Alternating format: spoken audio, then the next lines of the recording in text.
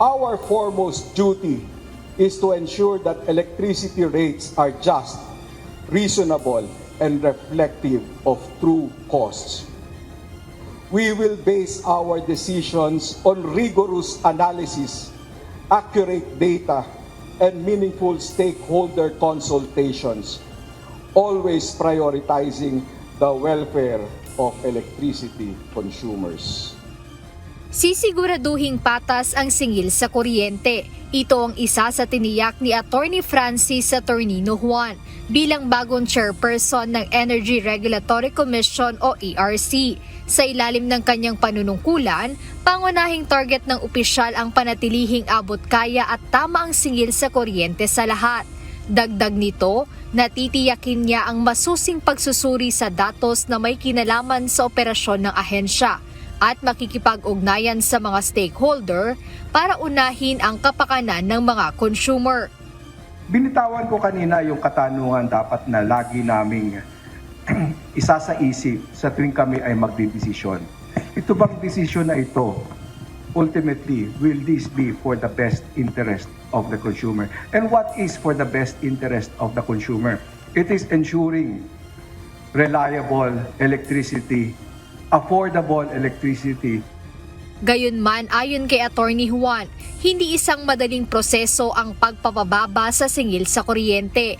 Ngunit tiniyak ng bagong pinuno ng ERC na palalakasin nila ang pagbabantay sa merkado upang maiwasan ang pang-aabuso, kasabay ng pagpapabuti ng serbisyo at masigurong ang kompetisyon ay magdudulot ng mas magandang serbisyo at mas murang presyo ng kuryente.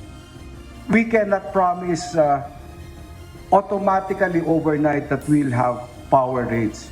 Mahabang proseso ang dinadaanan ng ating lilikha ng kuryente hanggang sa paghahatid nito. Ang gusto naman natin ay ibigay kung ano lang ay yung nararapat para sa mga namumuhunan na ito, nang sa ganon ay mapaglingkuran natin, mapagsilbihan natin ang consumer interest.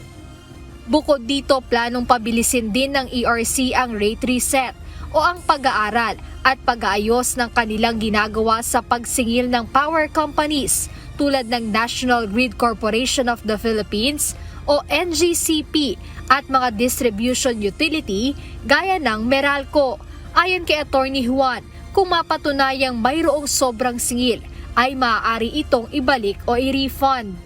Itong period na ito, na tawagin na lang natin na lapsed years, kinakailangan magkaroon na rin ng pagdidesisyon ng ERC, malaman kung ano ba dapat ang siningil ng mga private distribution utilities na ito versus dun sa kanilang aktual na siningil, at nang sa ganon, kung mayroong variance or mas malaki halimbawa yung kanilang na-implementa kaysa doon sa magiging final rates na aaprubahan ng komisyon, ay maaari silang mapagsoli or mapag-refund.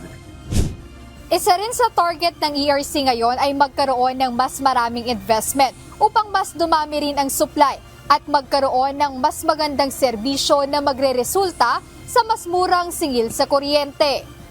Jed Neresina, UNTV News and Rescue. Diyos ang aming sandigan, serbisyo publiko ang aming pinahahalagahan.